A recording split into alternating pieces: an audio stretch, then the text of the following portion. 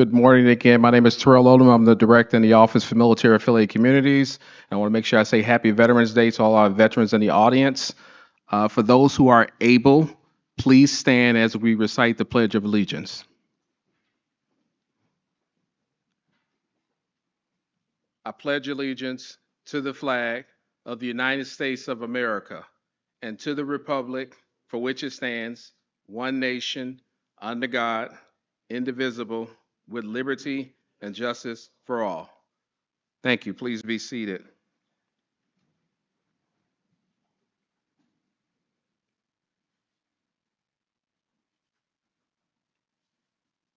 Okay, so I'm going to read an abbreviated version of the provost's bio because it's so extremely long and so established. Catherine Baker serves as the 15th provost of the University of Chicago. As provost, she is responsible for academic and research programs across the university and oversees the university's budget. A leading scholar in the economic analysis of healthcare policy. She is the Emmett Dedman Distinguished Service Professor at the University of Chicago Harris School of Public Policy, where she previously served as the dean for 5 years prior to being appointed as provost. Please join me in welcoming Provost Catherine Baker.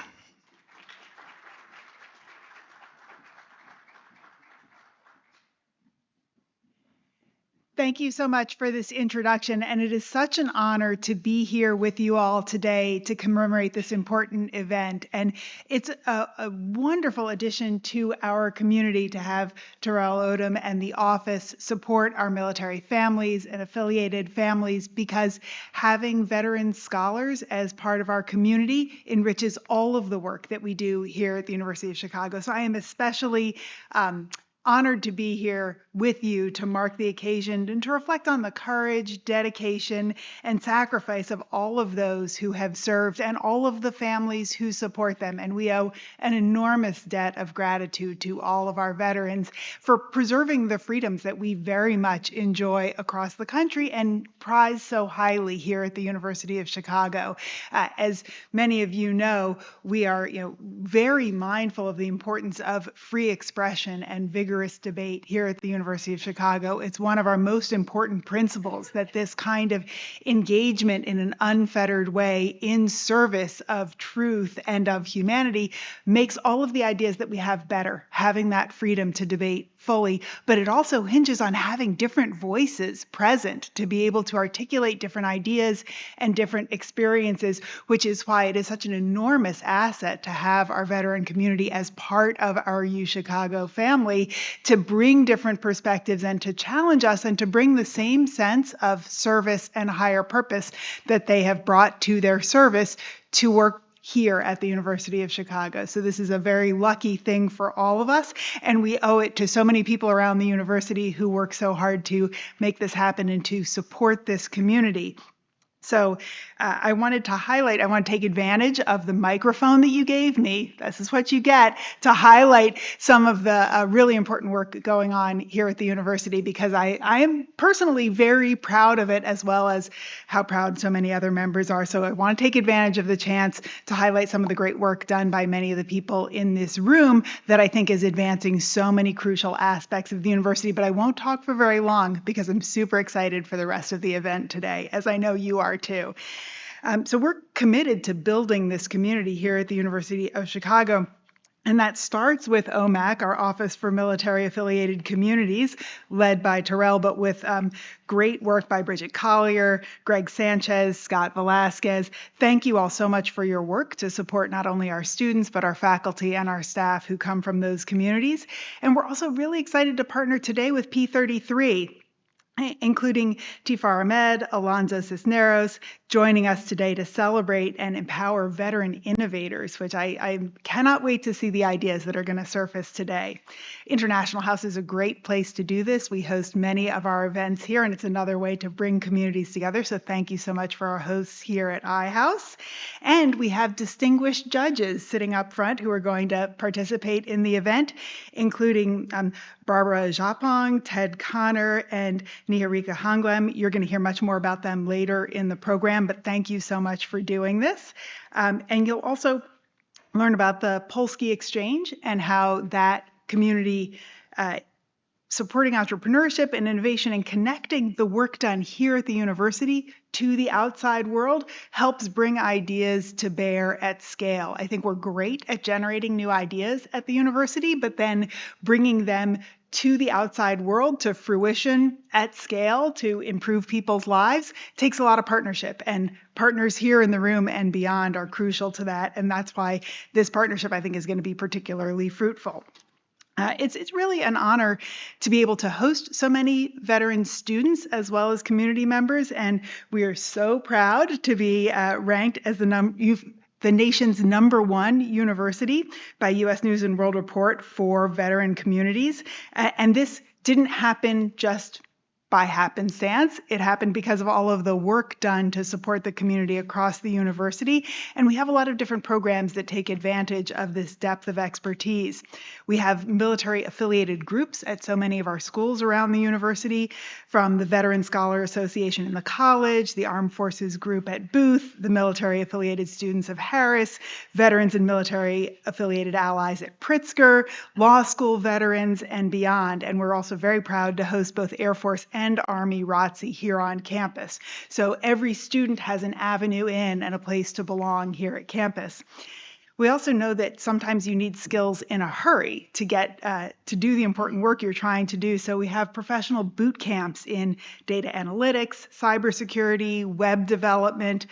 So veterans and transitioning service members have an opportunity to get skilled up to complement the skills they already have to be able to have impact at scale quickly, because the world is not waiting for all of us to think about things for all that long. But of course, we also have lots of programs to support people in our longer-term degree programs. Our Veterans and Family Readiness Program supports not just veterans, but spouses, caregivers, children with practical resources. We've partnered with City Colleges of Chicago and the Elizabeth Dole Foundation to offer Chicago Caregivers course that equips people who are caring for veterans, first responders, their families. And our Veterans Restorative Justice Project, which is in partnership with Cook County, works with justice-involved veterans, helping to restore stability and strengthen communities. So I think that these partnerships between the university and the broader community serve all of us well in strengthening different pathways that are going to support a whole community of veterans as well as local educational institutions to partner with the University of Chicago. Now, being at the University of Chicago, it is an exceptionally high quality education. I'm a little biased, but it's also not a cheap educational option. So we were happy to partner with the Yellow Ribbon Program to cover 100% of the unmet need of for tuition and fees for eligible post-9/11 GI Bill recipients, because we know that those financial resources are important as well as the resources to support veterans and their families and those they care for. We partner across the university. We are host to 2 national labs, Fermi and Argonne. And there are partnerships there that allow veterans to get those STEM skills and hands-on experiences in cutting-edge areas from quantum to supercomputers and beyond. I'm also really excited about our DoD Skill Bridge program that provides structured fellowships for people returning from service. And we have a fantastic Skill Bridge partner in the Provost's office. I see you there. Thank you for your work. So I know firsthand how valuable these Skill Bridge partnerships are. And I hope that you'll spread the word to other people to take advantage.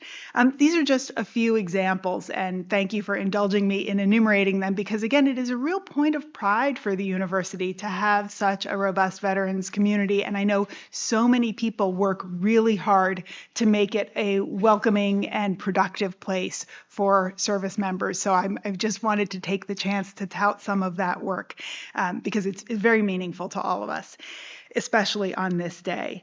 But of course, the key event this morning is the partnership with P33 for the Veteran Founders Pitch Competition. And I have seen firsthand some of the entrepreneurial ideas that bubble up from the community that nobody else would think of. This is not a top-down thing. This is the ingenuity of hundreds of people, thousands of people across the university, and having the opportunity to learn a little bit more about that and foster those inventive ideas is something that we're really excited about here. We have 5 veteran founders here. who have worked in areas across how service and innovation intersect with social needs, including Chad King, Mateo Ronquillo, Malik Johnson, Sayoko Hamilton, and T. Hannibal. These are examples of success, but I think we're going to find a few more today, so I'm very excited about that. Their past successes highlight veteran housing and youth mentorship to faith-based reentry support, disaster resilience, and community empowerment, bringing their important dedication to service to bear on meeting unmet needs with innovative ideas. So as we commemorate Veterans Day together, I want to reiterate the university's commitment to veterans and their families and the crucial element that these groups play in furthering our university mission. I hope today's event is inspiring for all of you in lots of different ways, and I want to extend my thanks and the thanks of the university to all of the veterans present for their service and to whom we owe an unrepayable debt of gratitude. So thank you, and please enjoy the rest of the day. I'll return it to Tara Lodum. Come on back up.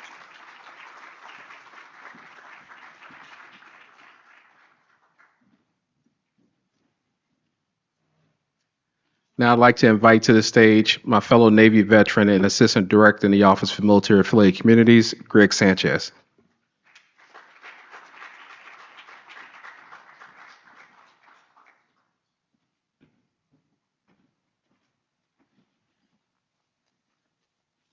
Good morning.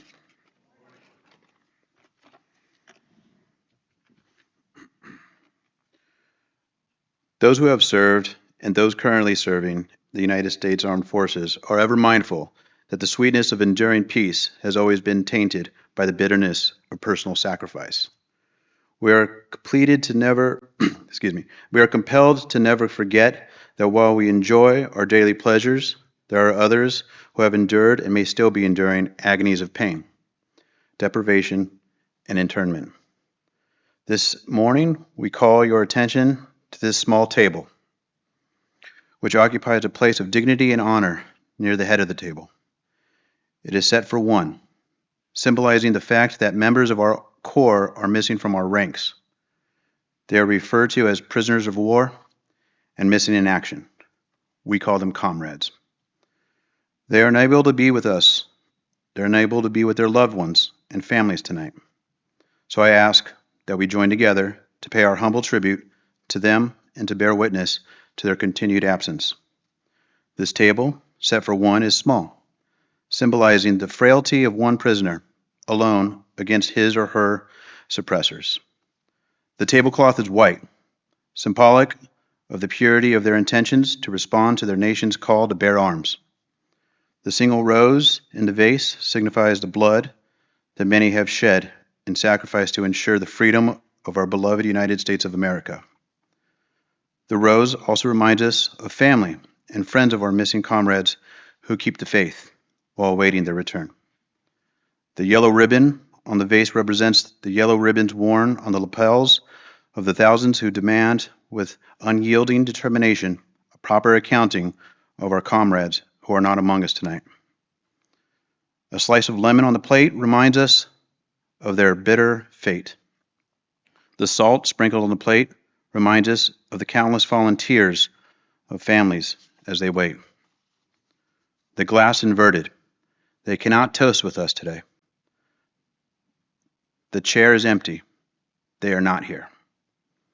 The candle is reminiscent of the light of hope which lives in our hearts to illuminate their way home, away from their captors to open arms of a grateful nation. Let us take a moment of silence to honor our comrades who are not with us today. May we remember their sacrifices, their courage, and the families who stand behind them. May their service and dedication be never forgotten.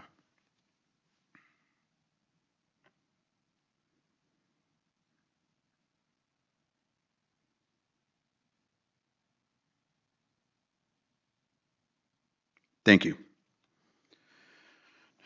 Now it's my pleasure to bring to the stage Tafar Hamed, who is an award-winning marketing executive and chief growth and marketing officer at P33, where she's driving Chicago's rise as leading global innovation hub. Her work fuses strategy, purpose, and culture to shape the future of tech.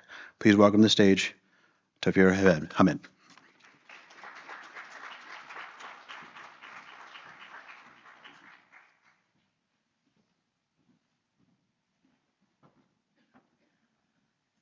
Good morning, all. So I'm Tafir Hamed, the Chief Growth Officer for P33, and I'm going to go off script a bit. Sorry, Alonzo. But I have an intrinsic connection with UChicago. I was married just 2 doors down. My husband went to UChicago Harris. That's one point of connection. And I am a part of a robust veteran family. And so out of all the pitch competitions that we've done this year, I'm sorry, this one is the most personal for me. Sorry. I'll get through it, I promise. I'm the proud granddaughter of a soldier from the 1st All Puerto Rican Brigade, the Boricuaneers. He was a Purple Heart and served in Korea. And I'm also the youngest of 4 who always remained protected as a little sister. But my sister, my oldest sister is a military spouse, and both of my brothers served our country.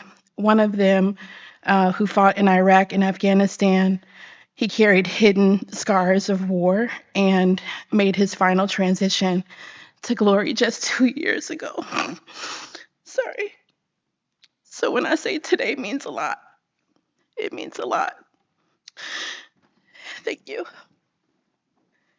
So I'm so humbled that my organization, P33, would host an amazing competition that would honor our veterans. And I just ask for everyone to just stand up and give a round of applause for our veterans today.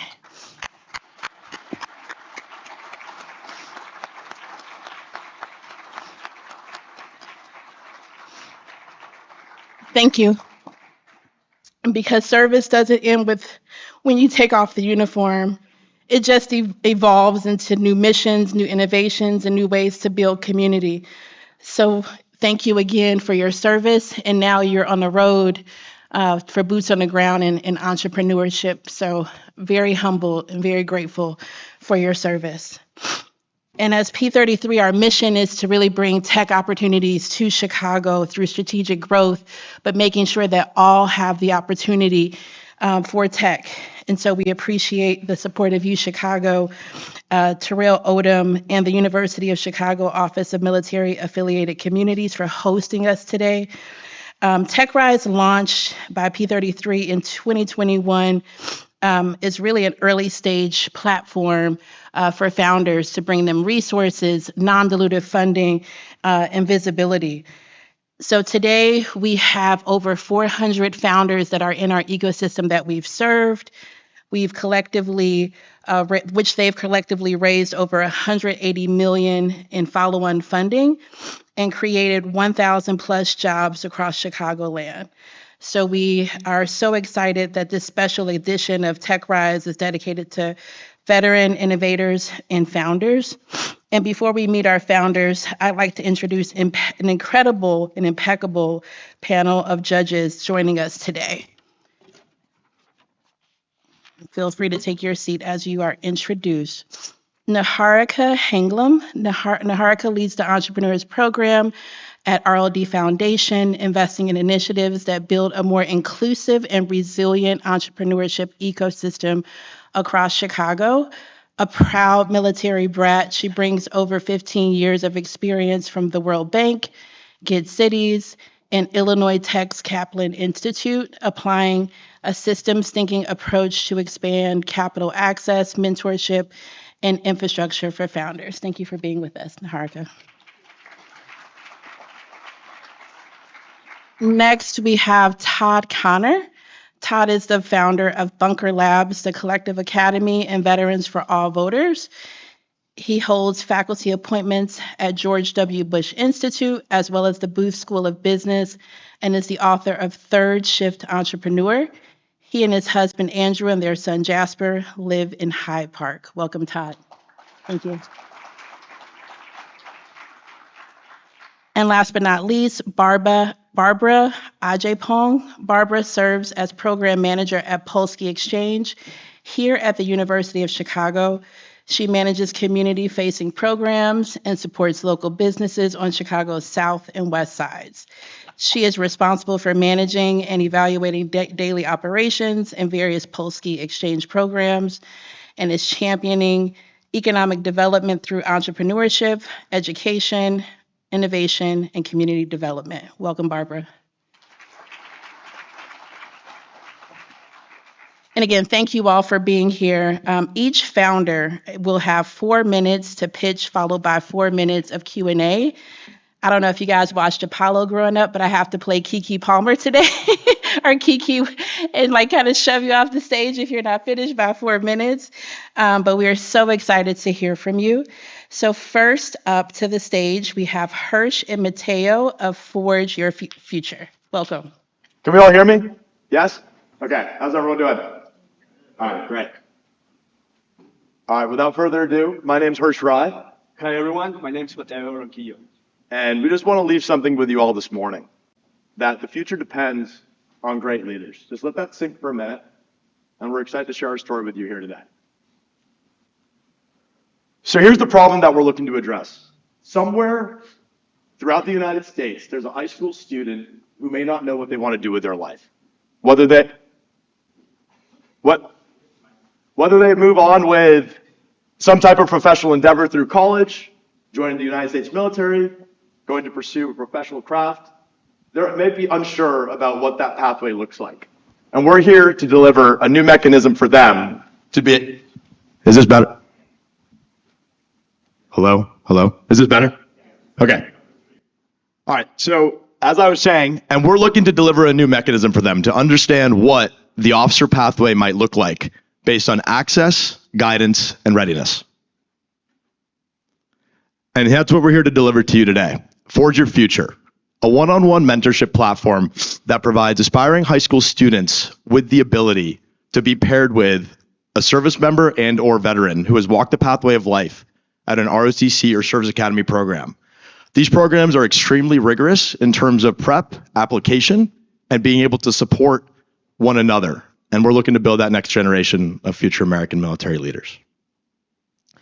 So this is the power of being believed in. I just want to bring one story to light for a moment. This is Annabelle and Rowan. Rowan is a high school senior who is graduating from Colorado Springs. And she has been fortunate enough to receive mentorship by a fellow classmate of ours, Annabelle Motley, who served 5 years of distinguished service as a Marine Corps officer. And she has helped Rowan successfully achieve an ROTC scholarship in the fall of this year at an institution of her choice come this spring. These are one of the many stories that we're looking to tell at Forge Your Future. Just like Annabelle's and Rowan's stories, Forge Your Future has had many other success stories and proven track record. Since our inception in Q1 of this year, we have onboarded over 50 mentors, and primarily driven by our networks within Service Academy and ROTC communities. We've also onboarded over 25 students across 13 states, and we're looking to grow more during the next application cycle. Every year, there are over 57,000 ROTC and Service Academy applicants. Most of these are motivated, highly qualified high school students who perhaps lack the right resources. Oftentimes, schools and families across America don't have access to the resources to be able to provide the right guidance. Without the right guidance, students might submit applications that are not as strong as they could otherwise be. And so talent from these underrepresented communities often gets missed. This is where we come in. Hirsch and I are both U.S. Naval Academy graduates, Navy veterans, and first-generation Americans who have navigated the officer pathway without any insider guidance. And we also have a proven track record with our Forge Your Future pilot cohort with one scholarship already awarded. We're here today to ask for your support in pulling the 3 levers of growth for Forge Your Future to expand and be able to reach more people. 1 being infrastructure to scale, 2, enabling student accessibility, and 3, promoting strategic growth and awareness. So as Mateo mentioned, we've both walked the path of life. We're both fortunate to come to a country that has given our families and us so much. And the opportunities that we've had over the past 10 years and plus being at the University of Chicago now as MBA students and hoping to provide the same pathways and opportunities for the next generation is what we're looking to do. And we hope you join us on that journey. Thank you.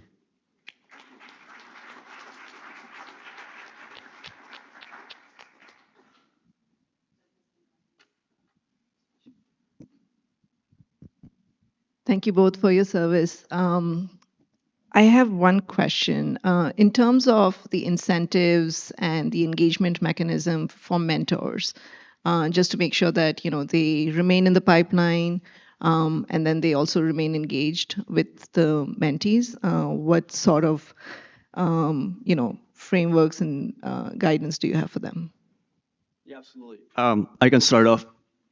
So in order to ensure the continued engagement from the mentors, we start off by providing them with some training resources that we have made ourselves, and also based on different research and that's provided through these different Service Academy resources that are out there.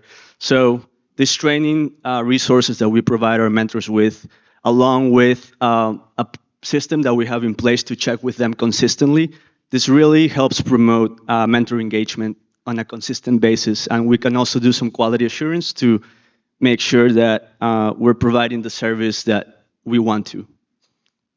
And something to expand upon is that at initial entry, we do have an application that we use to vet the mentors, and then one of us hops on a personal call with them to ensure that they actually have both the time and the availability to provide for our mentees, because we understand just how motivated that these mentees are going to be and how involved the process is.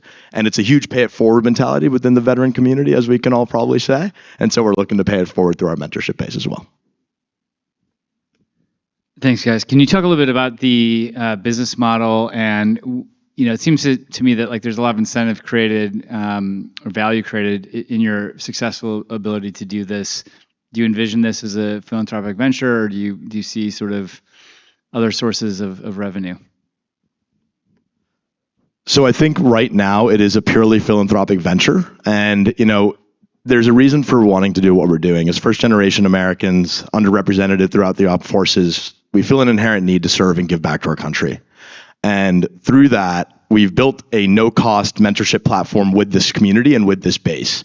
And now we're looking to utilize potential donations and mechanisms of funding to be able to help families travel to the institutions where their fortunate loved one might be able to be educated, such as the University of Chicago, and be able to really enjoy those moments with them, the homecomings, the dances, the events in which they're able to really come together and build that community, so then they can go on to support and serve those for generations to come. Yeah, to add on to that, we've also made some platforms via our website, forgeyourfuture.org, where folks who are motivated to support our cause are able to donate and show their support as well. Great job onboarding 50 plus mentors. My question is tied to what he asked. So with your financial model, have you, how many partners have you ironed out so far to help make sure this thing is sustained for a long term? So you're talking about having the website, but have you had any solid partnerships so far? Could you repeat the last part of that? We've had a Have you had any solid partnerships with any external organization so far? Yes, so we were happy to recently announce a partnership with Rocky Mountain Youth Leadership Organization, which is a platform that enables high school students within the Greater Rocky Mountain area, to understand what it is to be a leadership within their community. And I think that directly translates into what we're doing here at Forge Your Future. And that's one of the many partnerships that we've established and that we're building long term as we continue to grow our cohort of pilot mentees into the next generation for the new application cycle. I think we're at time. Great job. Let's give them a round of applause. Amazing job. Next up, we have Sayoko Hamilton of Lackeyism. Thank you. Okay, hello. Just gonna jump in, yeah? All right. So disasters, they happen all over the place. We all feel them, we all send in aid, we all have some kind of stake, no matter where. So people jump in, but what do they do when they get there? How do they organize? How do they know what aid to ask for? Do they know where it goes? How do they sign up their volunteers? I looked up 28 different disaster tech companies, and none of them offers a solution that's not for government. This is for people. The problem is $100 billion big. There's $1 billion in government funding that's going to these very enterprise level solutions that do not address the people problem. Aid is not getting where it needs to go, and the Government Accountability Office reports lots of inefficiency, and you can look it up online. So, what I've designed is a hybrid ecosystem that we are able to use for individuals and for groups to organize in disaster. Capable will let households plan and prepare for disasters, and the Exchange Hub will let organizers come together, plan and prepare, and then when something happens, those two work together. It allows people to collect and share what they have and check on each other. All of this then creates a data flow for responders to allow them to get the aid where it needs to go. The opportunity here is big. That $1 billion that federal government is spending all the time is only giving us a partial picture of what real impacts look like on the ground. If we're not getting the information and the tech from the people, then we're not seeing the whole picture. There's a $100 million opportunity here to fix this. That is not which way I wanted to go. There we go. Our strategy is to use a free individual mobile app that will always remain free to drive data and trust, to let people feel supported. That then will feed a potential sale to institutions. They would be on a subscription. It would be something that they could then offset the cost of the whole system. We would use real-world use cases. We would pilot with our partners in nonprofit, local government, and then we would use those pilot partners as our anchors in the community to make sure that we're reaching our audience and measuring success the way that we should. And as I said, a lot of the solutions out there are really focused on the enterprise. They're going after the money. The other solutions are very specific. Don't focus on the connective tissue of people organizing and volunteers coming together. They're focused on a top-down decision model. So mapping it out, I think we can, at a top price point of about $15,000, ensure that we can set this whole system in motion by allowing for about 5 onboardings a year. So 5 institutions, we can maybe onboard those, and then that would offset the cost of the solution. And this is a timeline that I anticipate that we could do this in. So the ask, we would fund one solution, minimally viable product, that would incorporate all 3, the hardware, the software, and the service solution, into a package that we would then pilot in one community in Chicago. That community would be chosen by our nonprofit and our local government officials and make sure that we have a way to measure success. Oh, that's it? Well, there you go. Perfect. That's me, and thank you. Who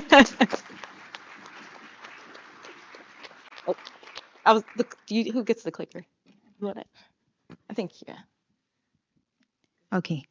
Great presentation. Thank I you. just have one quick question. So with your approach, I think I saw a 3-tier framework.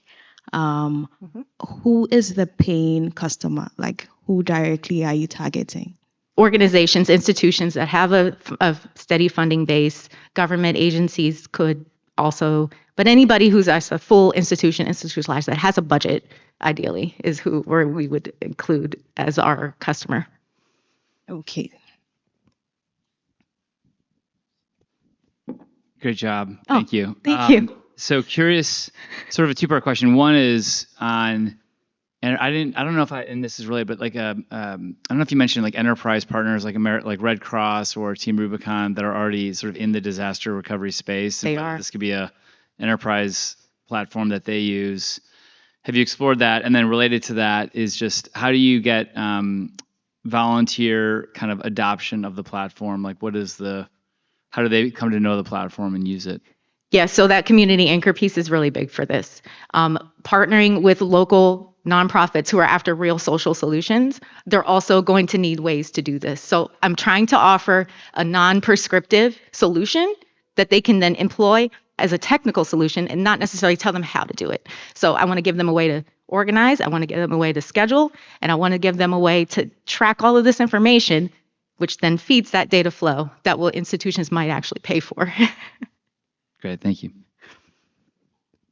I want to dig a little bit deeper about what you mentioned as your key differentiation, not so much the focus on government, but focus on people. When it comes to executing on some of this work that you envisioned for your startup, you will need to be able to reach that scale and, just to create that sort of impact. How do you envision getting to that? Yeah, scaling is something that I definitely have my eye on. It's not something I've solved. But I do anticipate being able to collectively, progressively reach these anchors and then really saturate where I'm at in the local community and then build from there. So it'll be a lot of word of mouth. It'll be a lot of talking to other organizations that have a slightly larger enterprise scale like Team Arukan, It'll be a lot of that. And then that to me is a progressive timeline for how we could maybe scale it bigger. Okay, speaking of scaling. Yes. So with your the SAM, TAM, SOM side, is it a 1 year or 2 year framework? Like with the numbers that you portrayed, how many years are you using to reach those numbers? Is it a 1 year framework? Yeah, no, so that slide was actually from 2022, like that year. Okay. Yeah. So it was just that was just the last year I could find data on that. And okay. Yeah, so 2022, but I don't anticipate it went down. Okay. Is there I'd love to hear like a specific kind of scenario. There, sort of disaster recovery can be very broadly defined. How do you think about that? Like, what are the perfect sort of scenario, like the perfect disaster scenario in which you think the platform can be best utilized? I'm so glad you asked that because I did skip that bullet point. I actually talk about this being scalable. So because I'm not being prescriptive, I'm offering a tool. It can be scaled from a house fire, a local block flood, all the way up to a large scale disaster. So it really could flex. So thank you. Last question. Absolutely. With the business model and everything, what does success look like for you? At the end of the day, what would you look like to say, okay, we are being successful in this space? It would be the number and saturation of a particular communities. So how are they employing? Are they getting their user numbers increasing? That kind of thing. Are the organizers trained? And that's something that I don't get to talk about here because I only have 4 minutes, is rolling it out, getting this tech into the hands and then working it through training and then exercising on each one of those. Thank you so much. Great job, Sayoko. Next up is Malik Johnson of Intra Community. Good morning, everyone. Sorry it's taking me a little time to get here, snail's pace, but I'm here. Thank you. Thank you very much. I have cards, so I'm going to read from them. Imagine a place that reduces isolation and loneliness while strengthening moral and emotional resilience. A place that treats every person as an individual and allows them to be heard fully and safely. At Intra Community, we deliver steady, faith-based mentorship that helps individuals rediscover their purpose and hope while addressing the spiritual and emotional dimensions of rehabilitation 100% virtual. With nearly 2 million people incarcerated in the United States, it is still one of the loneliest experiences a person can face. Even though institutions offer different programs to help those behind bars, Islamic services are often left out of consistent spiritual guidance, without access to mentors who understand their faith and culture, leaving incarcerated Muslims feeling further isolated. Intra Community bridges that gap by offering virtual mentorship that heals at no cost to the member.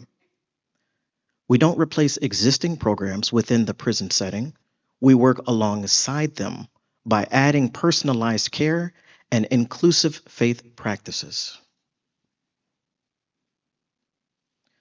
Our mentorship unfolds in stages.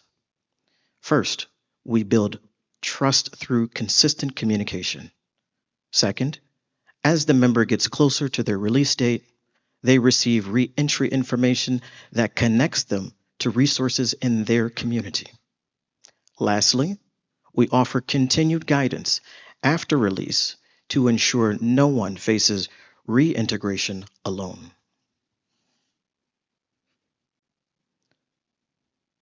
What makes us different is our inclusive, accessible, and human-centered approach to rehabilitation. Our programs are built for our members, with our members, grounded in lived experience, cultural competence, and spiritual mentorship. Our growth plan includes a full-time program assistant next year. By 2027, we'll add an additional mentor. By 2028, we aim to integrate mutual aid and formal evaluation system to measure outcome of program efficacy.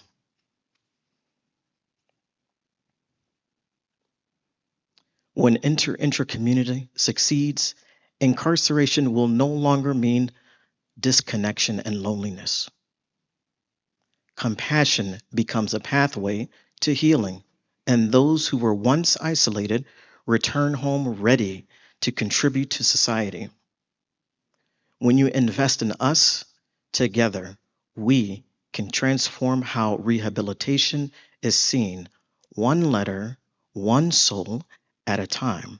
And the picture that you see there is of Angel, who is a recent returnee and who we've hired as part-time staff as part of our reintegration program. And the handsome gentleman on the side there is myself. And we are so happy that success is a very up-and-coming thing for both of us. Thank you so very much.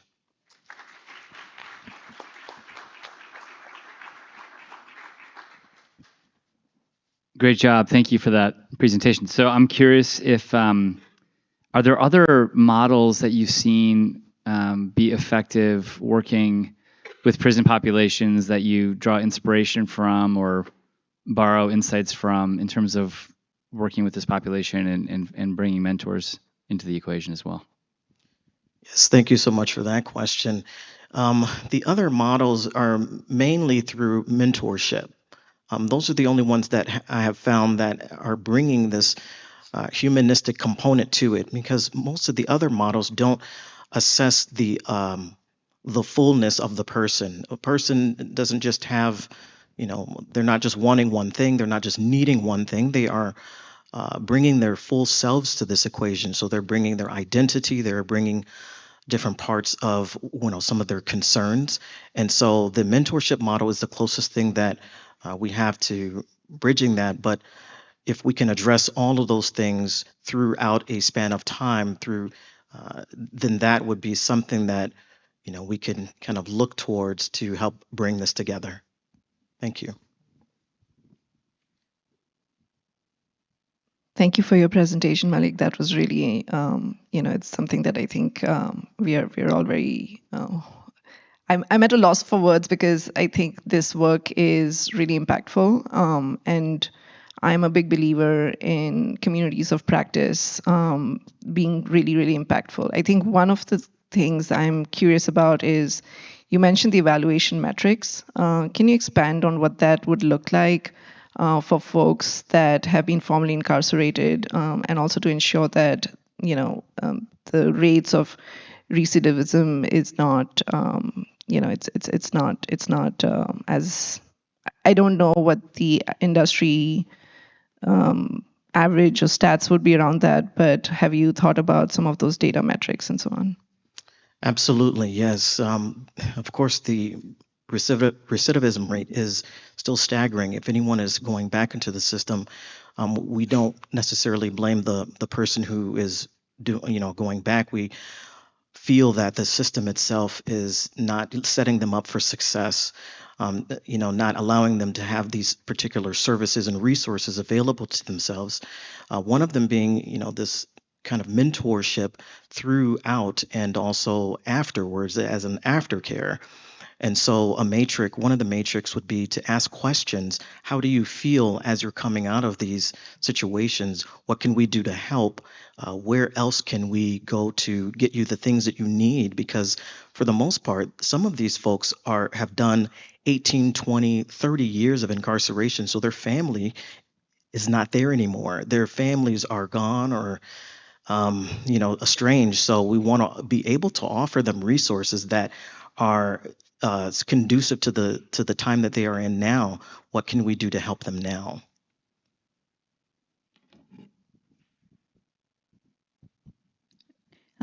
Great work with everything that you're doing.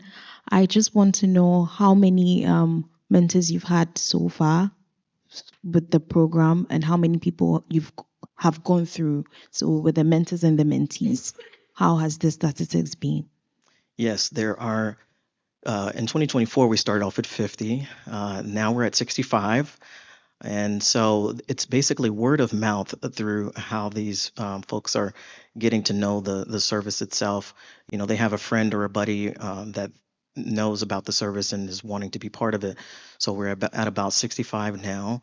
And we have our first person who has come out of the system, who was Angel, that you see on the screen there, and is thriving because of the mentorship, because of the guidance, because of someone caring. And I don't want to say that it's just us, but if someone cares, if someone is willing to kind of put in a little bit of work in order to do those things to help them succeed as a citizen. And that's time. Thank you. Thank you. Great job. Next up, we have Chad King of Chief Bud. Welcome. Over 18 million veterans have earned housing benefits from emergency shelter to VA home loans. Yet, this Veterans Day, thousands will be sleeping outside tonight, including 500 in Illinois, 300 here in Chicago. Reports confirm that housing vouchers continue to go unused while veterans sleep on the streets. Nationally, $28 billion in VA home loans goes untapped. The problem isn't programs or funding. It's a bureaucratic process, and that's a damn shame. Veterans face awareness gaps, confusing rules, and uncoordinated timelines that cause critical delays, resulting in benefits delayed, vouchers unused, home ownership postponed. The system isn't built for speed, access, or trust. So I'm building Chief Bud. Chief Bud is an AI model tuned for veterans as a trusted non-commissioned officer, a Navy Chief Petty Officer who's firm, direct, and has got your six. Chief Bud will be free for veterans to use. Chief Bud translates Gov speak into vet speak, bottom line up front with clear directions. Chief Bud converts rules into checklists, completes forms, and flags errors. Chief Bud is mission ready when needed, 24/7, 365, until keys are in hand, all from a smartphone. Chief Bud is mobile first with voice interaction, powered by a policy brain with real-time rules, an eligibility checker for managing deadlines, for instant benefit matches, a workflow engine for managing deadlines, and a secure document locker, all powered by a lockdown AI model trained on verified housing data and policy, safe, accurate, and veteran first.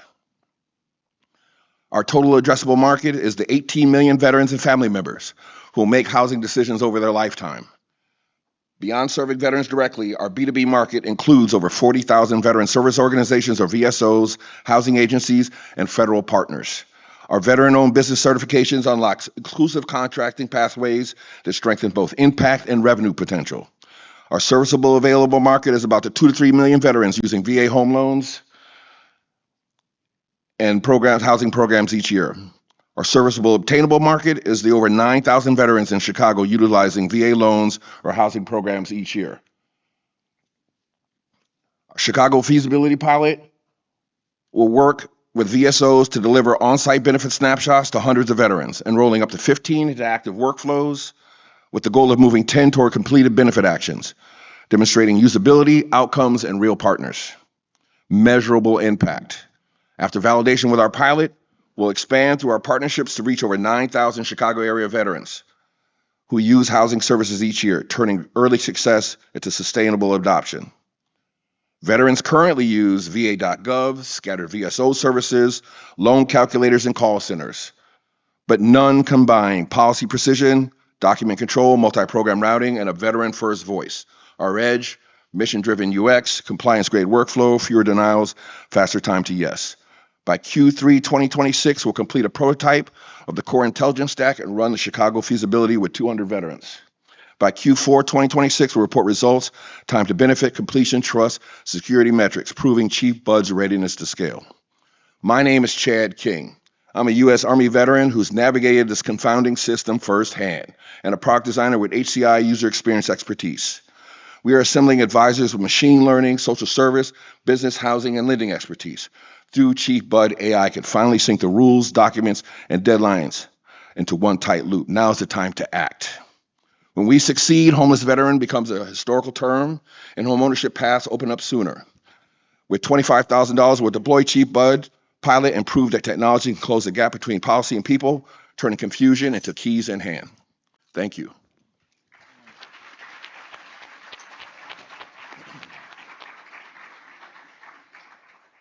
Thank you, Chad, for your service, and this was such a great presentation.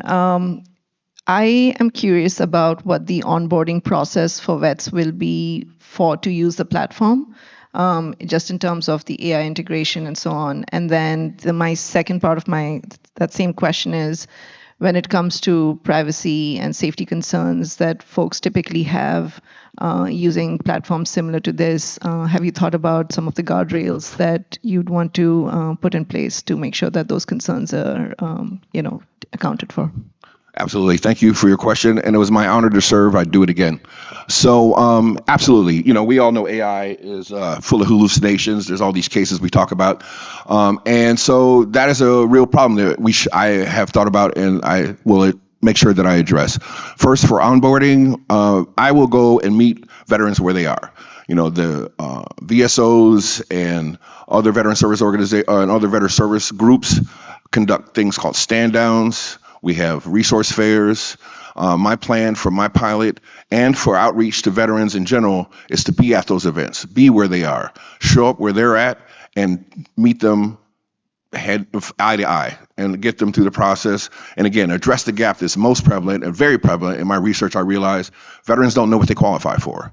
So you have to get out there and talk to them and show them and explain it to them. And with our eligibility checker, we'll be able to do that instantaneously. Thanks, Chad. Great presentation. So I'm curious if you've thought about, as a enterprise platform, partnering with other VSOs that are kind of at the tip of the spear of meeting veterans where they're at, and could this be something that they sort of use, or do you view them as like potential partners or as competitors? No, absolutely partners. Initially with the pilot, because of the costs involved in implementing this solution, we will not be implementing VSO dashboards, but the plan is to white label Chief Bud for VSOs to use themselves with the veterans that they service. And to answer a question I didn't answer earlier, the security around PII will be handled in part by making sure that Chief Bud is using a sandboxed model, that the data that's going into Chief Bud is locked down. It's not using general information from the interwebs. We feed it what we want it to know. It tells us what we want to hear. So yes, VSOs will definitely be a part of that. Phase 2 will include dashboards that allow them to monitor the veterans that they're servicing. Great work with everything that you're doing. Thank you. One of the problems that I heard you highlight was bureaucratic processes. I want to know if there are any other problems that veterans face with the housing that your application is trying to solve as well. Absolutely. Again, one of the first issues is awareness. Veterans don't know what they qualify for, amazingly enough. When we leave the service, often we're just ready to go. We want to get out in the world and find something else to do. So we don't pay attention to the things that people are telling us as we're leaving the door. We're just thinking about that next good time. So that's one of the problems. Bureaucratic problems is certainly an issue. Veterans often, my research has shown me is that when we hit these walls, we just quit.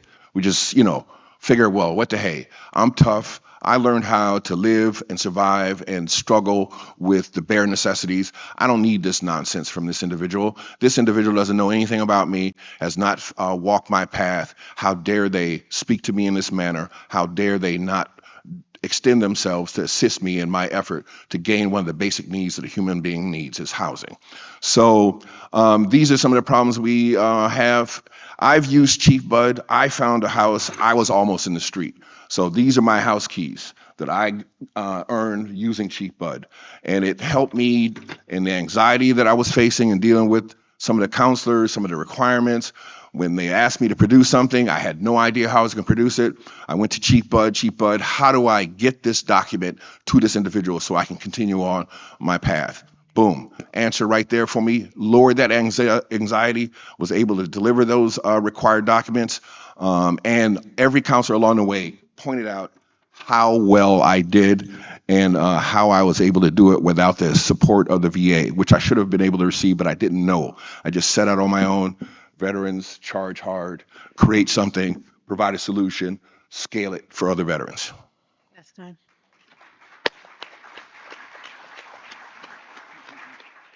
Great job.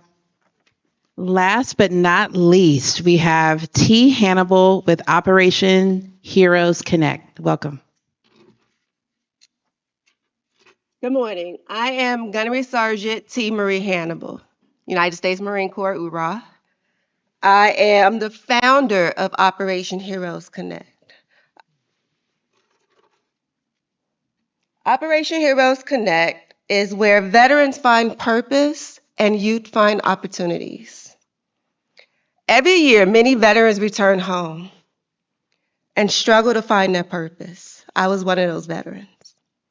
At the same time, many young people lack a steady mentor.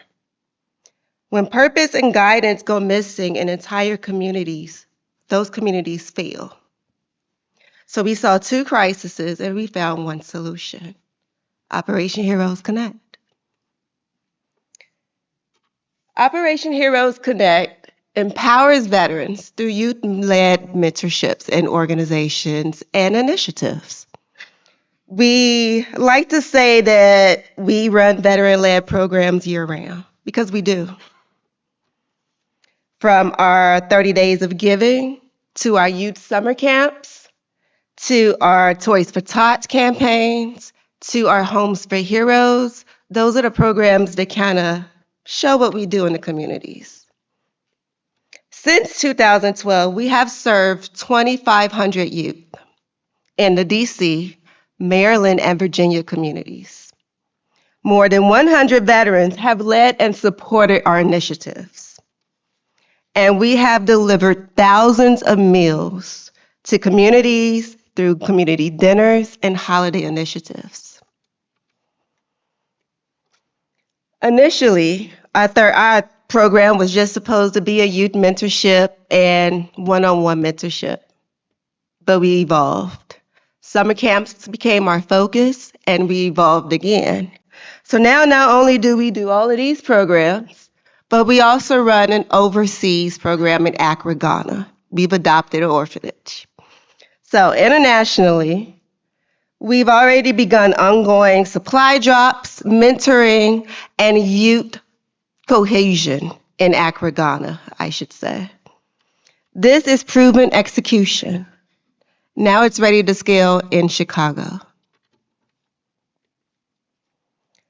Proven in Virginia and other areas. Some of these initiatives, and this is the one we call our Give Back Day. We've scaled programs in Costa Rica. We've scaled programs in Bali, South Africa, and again now in Accra, Ghana. In Accra, Ghana, we picked up our first orphanage, and we have 47 young ladies in that orphanage. Our growth and expansions for Illinois. Our next stop. We are launching our first youth summer camp program this year, coming in 2026. Our targets will be hundreds of underserved youth and veterans, engaged and ready for purpose. What we're asking for, we're asking for the $25,000 to unlock what our mission is going to be. That includes 75 youth in the Chicago-based area and 25 local veterans in the Chicago-based area. This summer camp will be a year-long. Each year summer camp, it will be a week-long program that would enable us to have one-on-one, hands-on mentorship with these youth. The Marine Corps has gave me purpose. So with that purpose, I've tried to just, and turn it into a mission. Why me? Why now? Growing up, I never knew my parents. I grew up in foster care, and I know what it feels like to need a mentor and a steady adult. With Operation Heroes Connect, we try to do just that with veterans and other mentors. So come help us be a part of the mission. Join us.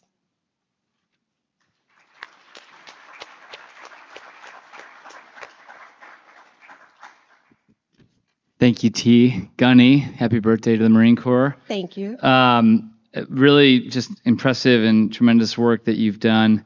Can you talk a little bit more about sort of the diversity of the programming? So on the one hand, I see value in sort of, the international work and everything else, but talk about like sort of how do you think about managing things as different as summer camps to golf outings to activities in Ghana? So for summer camps, we have an invested team of counselors and youth engagers on our payrolls. With the summer camp, we open up our doors to 100 youth each year. These youth come from DC, Maryland, as well as Northern Virginia. This program is been in process for about 10 years now. So this is something we've already shown and can show the improvement, and we can show the numbers of how we've scaled this program over the course of 10 years. Our overseas program is something that we've started about 2 years ago, with this year being the first year that we've actually picked up an orphanage to support. Our 1775 golf charity event was just started last year in Virginia with celebrity and veteran host Gary Owen. This year, we'll be bringing the program to Chicago, and we've already locked on location, sponsors, and what we need. And through our programs and our assistants over at VetTix, they've also came on board to help us with this program.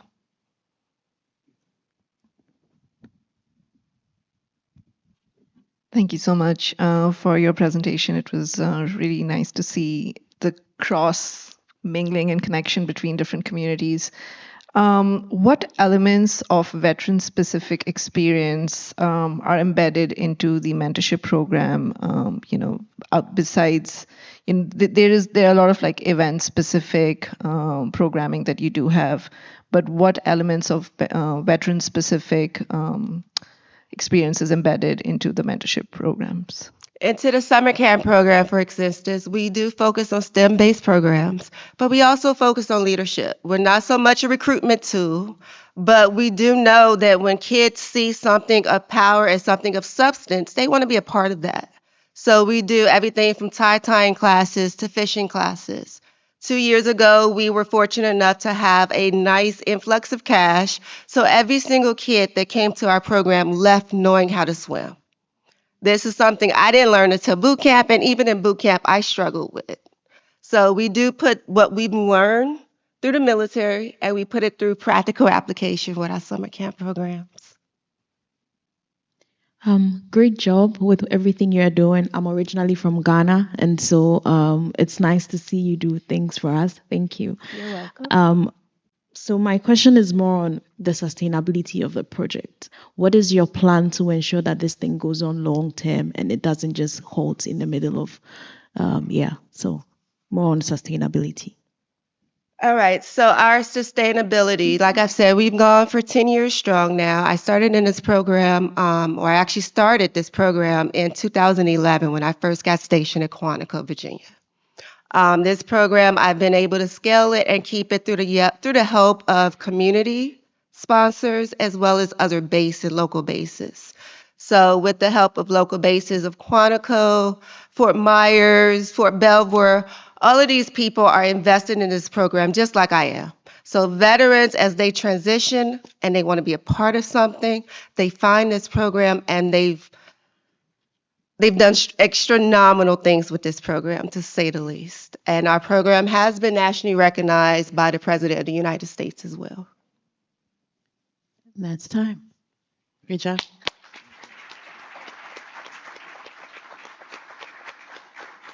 And just so y'all know, this is really hard up here with all these lights and everything. You guys did fantastic. Give another round of applause for our amazing founders.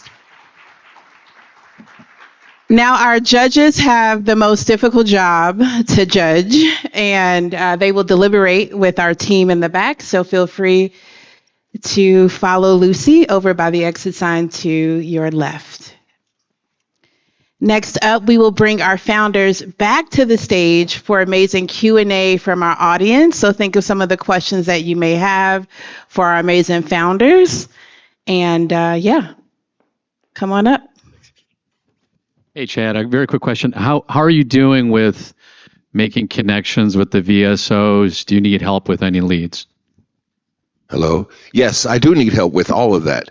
And I am, for those of you who know me, this won't surprise any of you, but I have no problem walking out and saying hello, shaking a hand, talking to you eye and eye, telling you my story, getting the work done.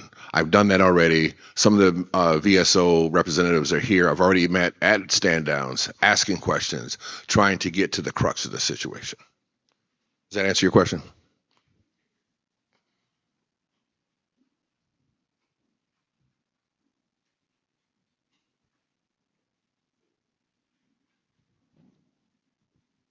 I can continue talking. I will. Because Chief Bud is got me going. Hi, I'm Lonnie. I'm a Navy veteran. I know Chad, Mateo, and the other guys I just met. First, I just want to say Happy Veterans Day to all of you. Thank you for serving, and also thank you for having your own initiatives and everything that you do. My only question is, how soon can I get involved as far as helping attending events? I like to golf. Chad, we've talked, so I want to support you right away, but I just want to know, how soon can I get involved as far as helping every one of you? So for Forgers Future specifically, we take on mentors, mentees, and active volunteers within our organization. And we have a lot of different levers that we can pull, whether it's internal operations, social outreach, and just getting involved within the local community. I think there's a lot of community-driven people that are sitting on my left and right, and I couldn't be more proud of the presentations we had today. But, just feel free to come to, Mateo or I, and we can get you involved in one way or another.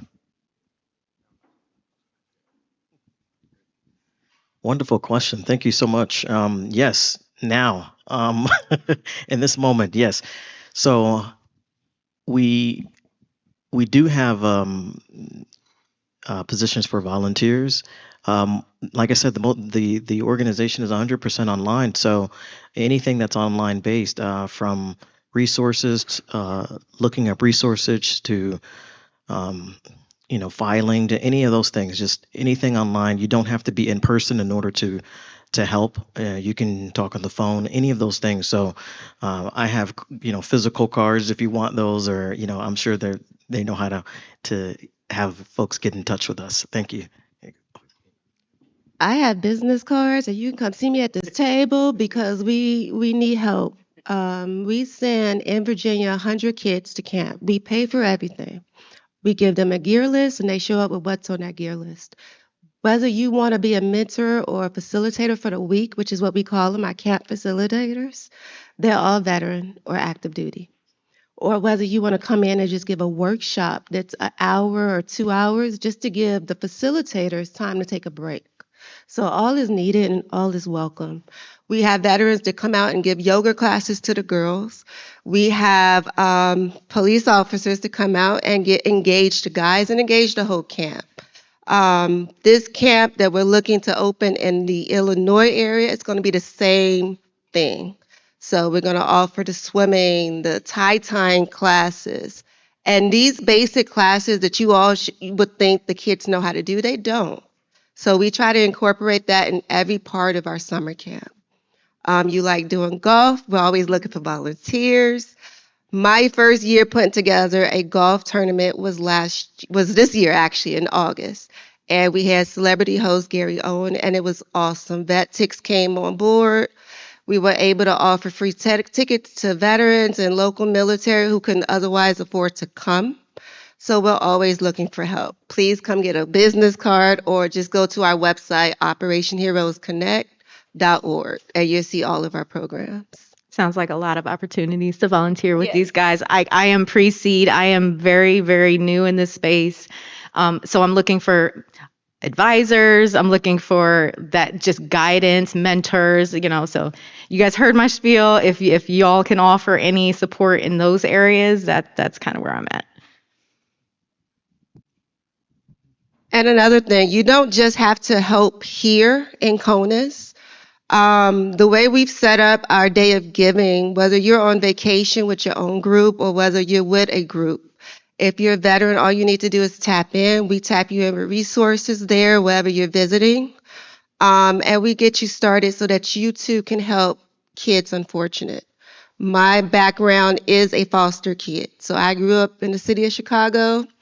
I joined the military at 17. So when I say I didn't have that mentor, I did not. So just having somebody who listens or hears you or sees you can go and take you to vast places, I promise you. Hey there, Alex Wagner. I used to oversee all sources of admission and accession for the Air Force and the Space Force. So my question is for the Forge Your Future team. How are you working with colleges and universities to integrate the awareness of ROTC, both in their application materials and their brochures, also on campus tours, and then for the service academies themselves? As you probably know, most members of Congress who have dedicated nominations, those from majority minority congressional districts underutilize their nominations because they often see military service as an exception to education instead of a pathway to education, which it is. And so I would think about ways to empowering members of Congress as well. I'll follow up with an email so we can game this out a little bit afterwards. But both of those issues, ROTC and service academies, especially for the cohorts that you're interested in, are underappreciated and underrecognized. And I think there's a lot of opportunity for what you're doing to raise the visibility and the profile of those programs, because as you know, the results are just so outstanding. Thanks. And thank you for that, Alex. Yeah, we'll be happy to connect. So we've reached out, starting conversations with ROTC offices across the country, and we are kind of nurturing those relationships in order to make sure we're reaching students out there who, as many students out there who would benefit from the Forge Your Future services. We've started partnerships such as with the Rocky Mountain Youth Foundation, and also a few other partnerships such as Academy Insider, just to try and cover a wide array, a wide scope in order to make sure we're reaching as many people as we can. If you want to add on to that. Yeah, Alex, appreciate the question. So, to Mateo's point, we're doing direct engagement with some of these recruiting officers at the different ROTC pipelines to include both Service Academy and ROTC programs nationwide. And what that accounts for is those that are interested in and or don't even know about the program but might want to learn a little bit more. And that's where we step in and say, hey, here's a mentor, here's someone that you can talk to, whether it's Mateo, myself, or multiple mentors that we've built through our own spheres of influence, to be able to actually help understand, hey, what does this look like? How does this pathway get explored? And, we've been able to build that through this initial cohort. Once we have the KPIs to deliver of how many people have successfully gotten into these programs with either scholarships or Service Academy programs, to then show on the back end, it's going to build a lot more trust within these ROTC type individuals to say, hey, we're ready to onboard you as more of a formal partnership rather than something that's just mentioned in conversation. So again, very early, very often, but strategic communication and trust building partnerships with them. So.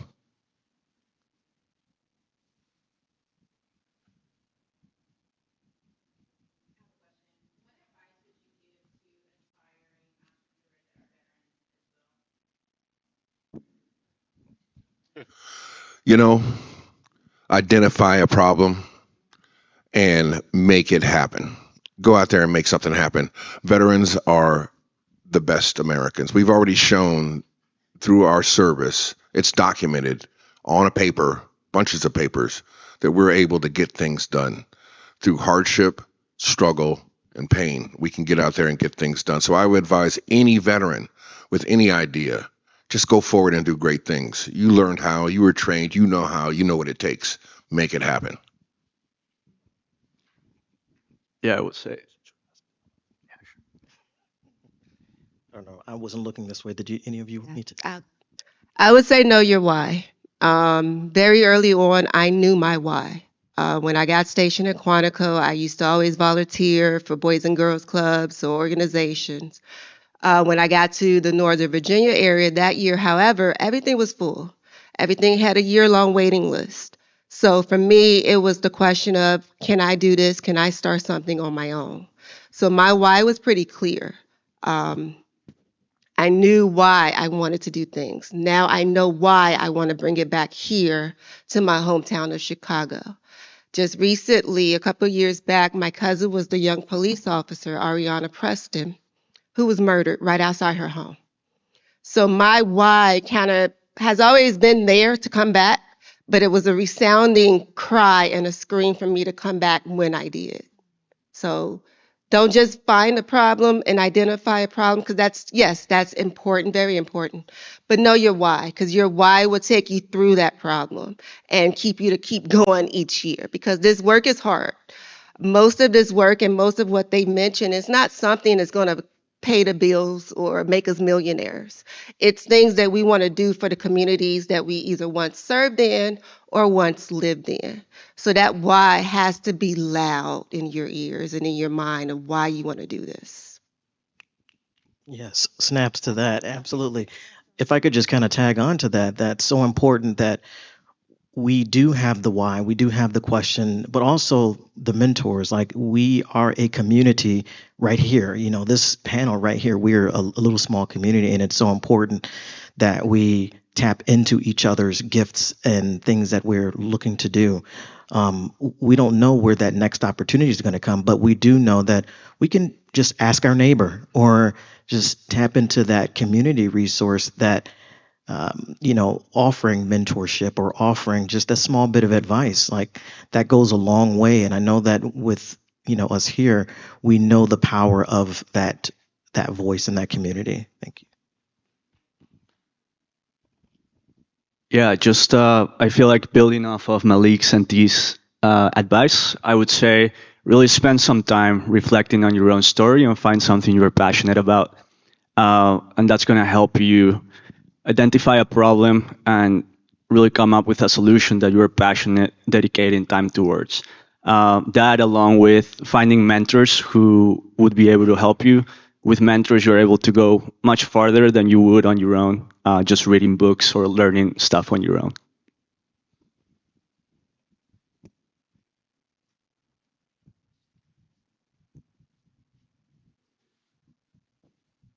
Hey, great presentations, everyone. This is for the Forge team.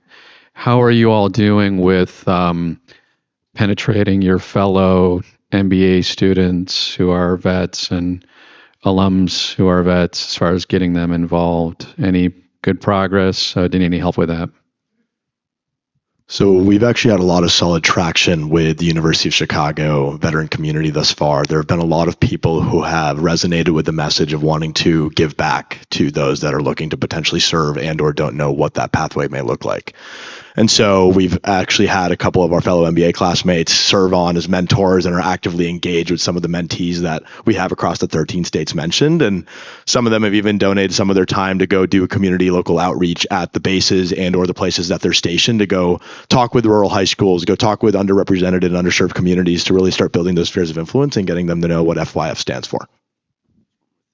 Just one more thing to add. I feel like with Forge Your Future, we've been able to tap into that desire to serve, that motivated veterans to serve in the first place. And now we're kind of providing them a way to serve again in a different aspect with Forge Your Future in that mentorship role.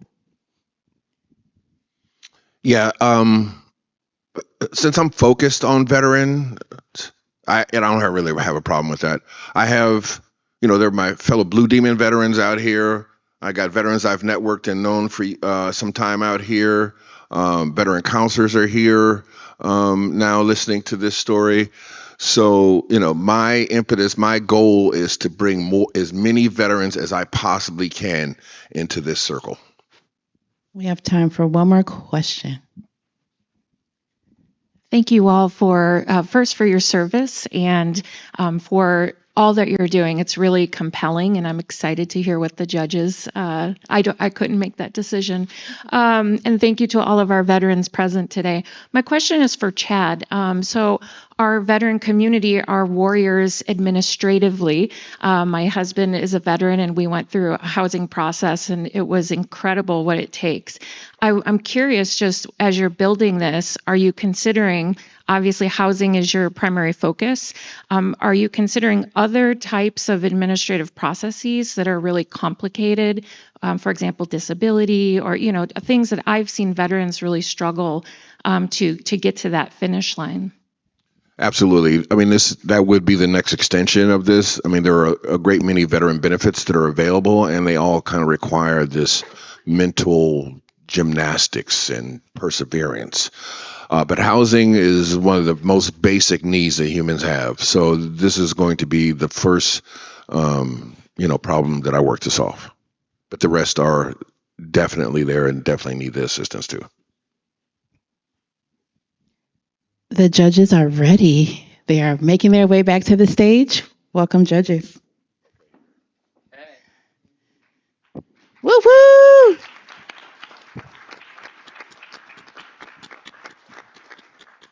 Ready? Okay. All right. Well, first of all, on behalf of my fellow judges, truly, each of you did an exceptional job. We are genuinely excited by each of your efforts. We fought hard to see if we could sort of split the money and but we're here to play by the rules, and so we did play by the rules. So it was a very tough decision. All of you doing exceptional work. We're grateful for the opportunity to learn about you. Do want to stay engaged with all of you, and made the difficult decision to award the money, the cash prize, $25,000 to Chief Bud. Congratulations.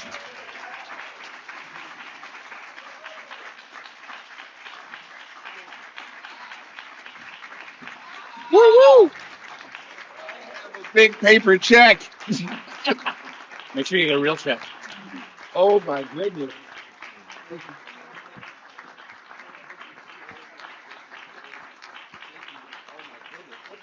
It says Chief Bud right there. Oh my goodness.